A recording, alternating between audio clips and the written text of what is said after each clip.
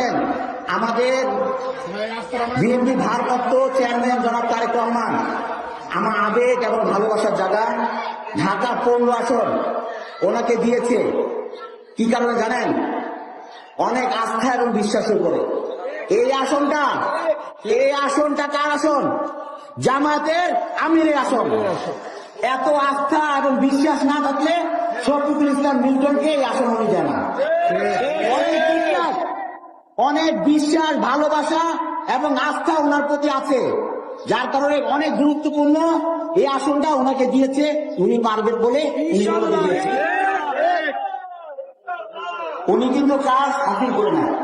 এখানে বসে কিন্তু অন্য জায়গায় প্রোগ্রাম পতাকা প্রোগ্রাম হচ্ছে, মহিলা দলকে পাঠিয়েছে, যুব দলকে পাঠিয়েছে শেষ যে কাজ করার জন্য।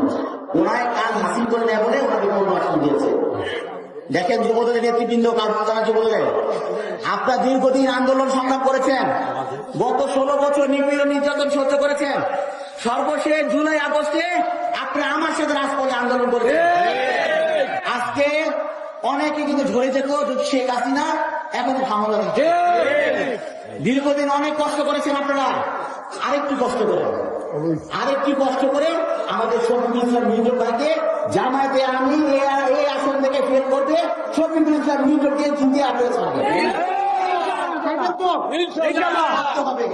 কারণ এটা আমাদের চ্যালেঞ্জ, জামায়াতের আমি ঢাকা 15 থেকে ফেল করেছি।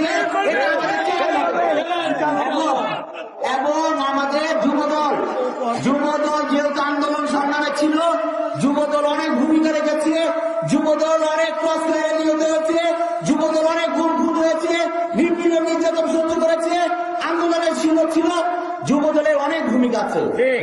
আন্তরিকতার সাথে কাজ করতে হবে। এই যে এসে বক্তব্য দিবেন, বিভিন্ন জায়গায় তো ছবি তুলে বিভিন্ন জায়গাতে দেখা দিবেন, যা ভাই এই যে মিডিয়ার বিতর্ক কাজ শেষ না, অন্তর দিয়ে কাজ করতে হবে। এই অন্তর দিয়ে কাজ করার না কারণে দীর্ঘ 16 বছর এই আওয়ামী লীগ সরকার আমাদেরকে শাসন করছে। আন্তরিকতা না কারণে আপনি যদি আমাদের শফিকুল ইসলাম মিল্টনের জন্য আপনি আন্তরিকতা সাথে করেন, ওনা দেখা লাগবে না, ওনার কাছে ছবি ভিডিও পাঠানো লাগবে না।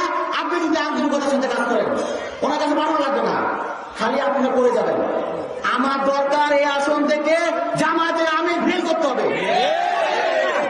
শফিকুল ইসলাম মিল্টনকে এনি হাউ ওনাকে পাস করাতে হবে। ইনশাআল্লাহ।